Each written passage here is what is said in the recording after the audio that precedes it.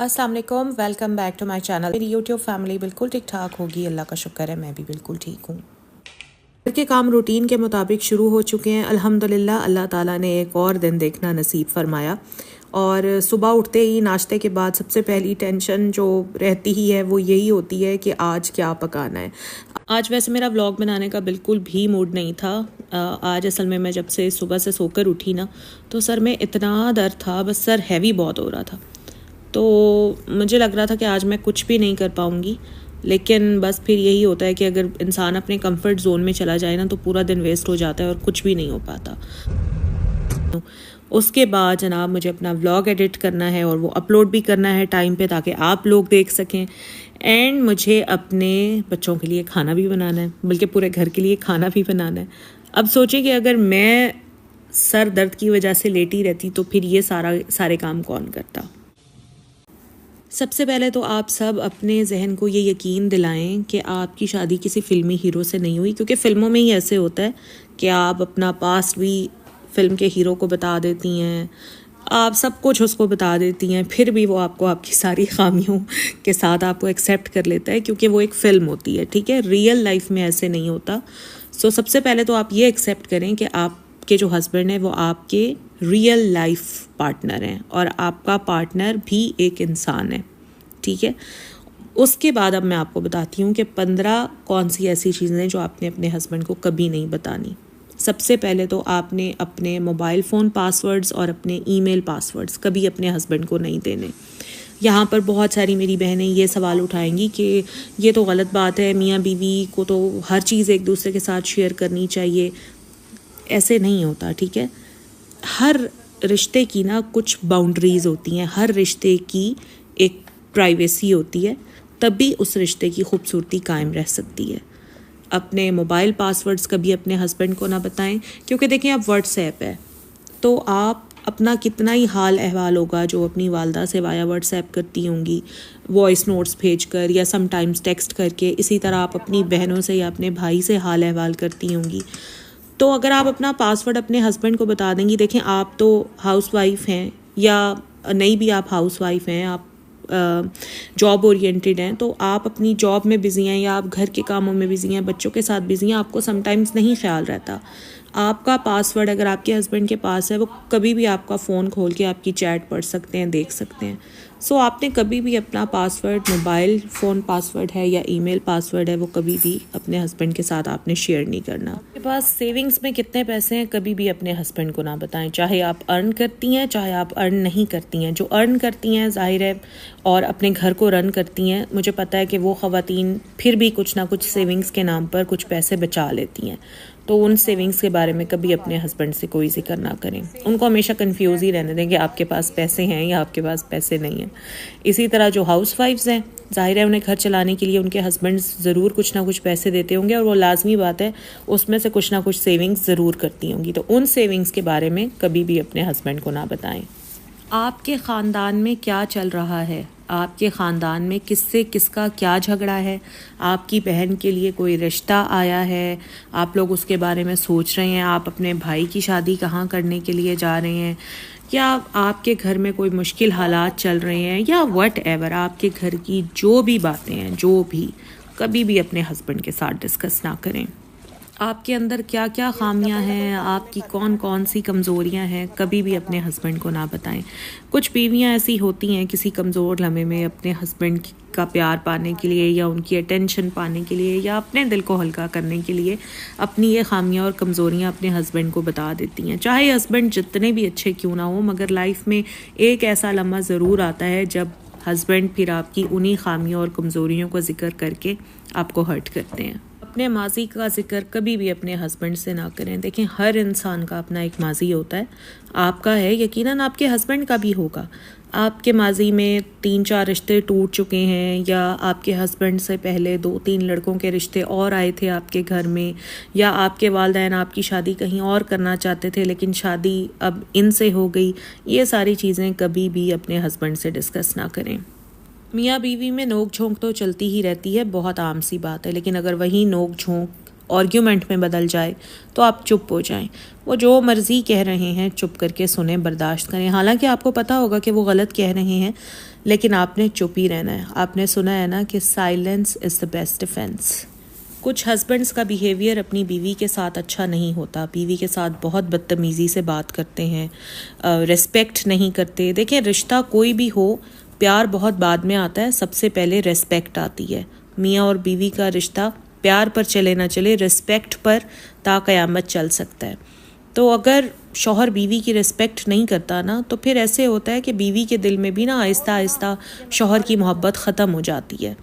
لیکن آپ نے ایز اے بیوی کبھی بھی اس چیز کا اظہار اپنے ہسبینڈ سے نہیں کرنا کہ آپ کا اپنے ہسبینڈ میں انٹرسٹ ختم ہو گیا ہے یا آپ کو اب ان میں دلچسپی نہیں رہی. بہت سارے ہسبینڈس کی عادت ہوتی ہے وہ اپنی بیویوں کو بہت باڈی شیم کرتے ہیں. اگر بیوی کا ویٹ تھوڑا سا زیادہ ہے تو اس بات کو لے کر وہ انہیں تنگ ہی کرتے رہتے ہیں, سم ٹائمز سیریس ہو کر اور سم ٹائمز مذاق میں. باڈی شیمنگ مذاق میں بھی کی جائے تو باڈی شیمنگ ہی ہوتی ہے. عورت بچوں میں مصروف ہو کر اور گھر کی ذمہ داریوں میں مصروف ہو کر تھوڑا سا اپنے آپ کو نگلیکٹ ضرور کر دیتی ہے, جس کی وجہ سے وہ اپنی فٹنس کو بھی اگنور کرنا شروع کر دیتی ہے. میں اس چیز کو مانتی ہوں. آپ لوگ کوشش کریں کہ اپنے لیے تھوڑا ٹائم نکالیں اور اپنے آپ کو فٹ رکھنے کی کوشش کریں, اپنے ہسبینڈ کے لیے نہیں, اپنی صحت کے لیے. آپ اپنے لیے خود کو فٹ رہنے کی اور ہیلدی رکھنے کی کوشش کریں, اور اپنے ہسبینڈ کو کبھی بھی اپنے ویٹ کے بارے میں نہ بتائیں. بہت ساری میری بہنوں کی عادت ہوتی ہے کہ وہ ہر وقت اپنے شوہر کے آگے ان کی والدہ کا, ان کے والد کا, ان کے بہن بھائیوں کا یا ان کے دوسرے رشتہ داروں کا رونا روتی رہتی ہیں. کسی حد تک بات ٹھیک بھی ہے, خاص طور پر جوائنٹ فیملی سسٹم میں جو میری بہنیں رہتی ہیں وہ کافی تنگ ہوتی ہیں. تو وہ پھر ایسے کرتی ہیں کہ ہسبینڈ جیسے ہی کام سے واپس آئے وہ کھانا نہیں پوچھیں گی, وہ پہلے یہ بتاتی ہیں کہ آپ کی امی نے آج یہ کیا, آپ کے بھائی نے آج یہ کیا, یا آپ کی خالہ آئی ہوئی تھی انہوں نے میرے بارے میں یہ کہا. ٹھیک ہے, آپ کے گلے میں مانتی ہوں, آپ ٹھیک کہتی ہیں, لیکن یہ پریکٹس اپنے ہسبینڈ کے ساتھ نہ کریں, کیونکہ دیکھیں فرق تو کوئی پڑنا نہیں ہے. کیا ہوگا کہ آپ کے کہنے سے جا کر کیا وہ اپنی والدہ سے لڑنا شروع ہو جائیں گے, یا اپنے والد سے لڑنا شروع ہو جائیں گے, یا اپنے بہن بھائیوں کے ساتھ لڑنا شروع ہو جائیں گے؟ نہیں, ایسا نہیں ہوگا. ہاں یہ ضرور ہوگا کہ آپ سے دور ہونا شروع ہو جائیں گے. آپ کے ہسبینڈ کو بہت اچھی طرح پتہ ہے کہ ان کے گھر والے کیسے ہیں, آپ کو بار بار بتانے کی ضرورت نہیں ہے. آپ یہ ذکر بار بار کر کے اپنے اور ان کے درمیان میں دوریاں پیدا نہ کریں. اپنے ہسبینڈ کو کبھی کسی سے کمپیئر نہ کریں.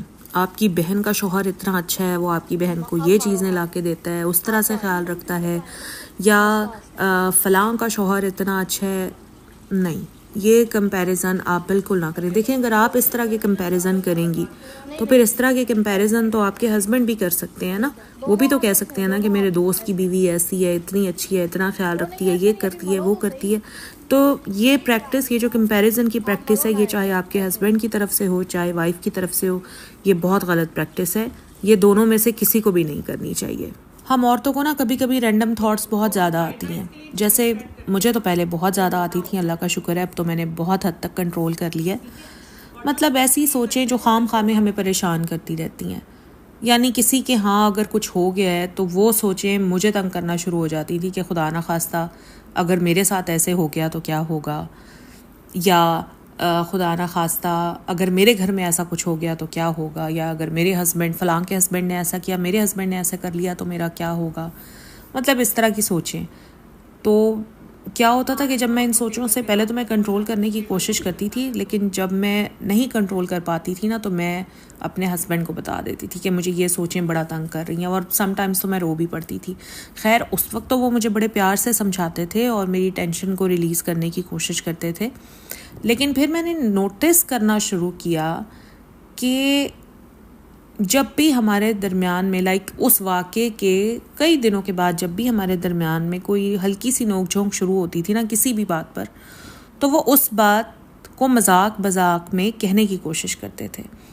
وہ کہتے تھے کہ تم تو سوچتی ہی ایسے ہو, تمہاری تو تھنکنگ ہی ایسی ہے, دیکھو اس دن تم کیا کہہ رہی تھی, تو تم تو سوچتی ہی نیگیٹو ہو. تو پھر مجھے ریئلائز ہوا کہ یار کچھ بھی ہو مجھے اپنی سوچوں کو اپنے تک ہی رکھنا چاہیے, ان کے ساتھ کبھی شیئر ہی نہیں کرنا چاہیے.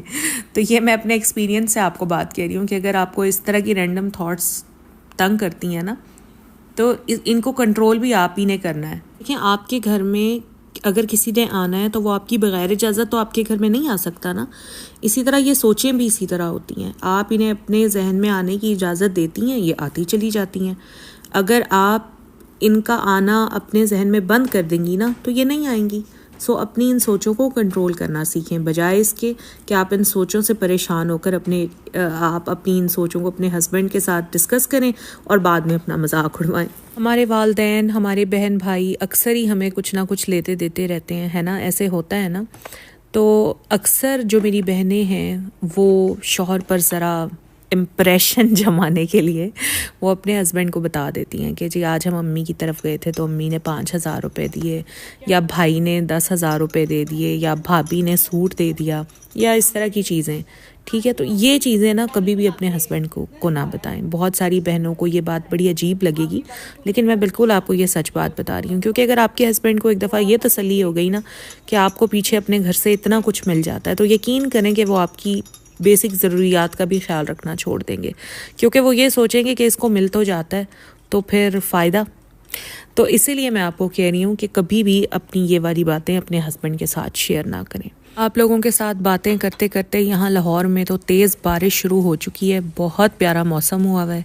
اور بس یہی میرا آج کا ولاگ تھا. اگر آپ کو میرا آج کا ولاگ اچھا لگا ہے تو پلیز لائک کریں. چینل پر اگر فرسٹ ٹائم آئے ہیں تو پلیز میرے چینل کو سبسکرائب ضرور کریں. اپنے فرینڈز اینڈ فیملی کے ساتھ شیئر بھی ضرور کریں. اپنا خیال رکھیں. اللہ حافظ.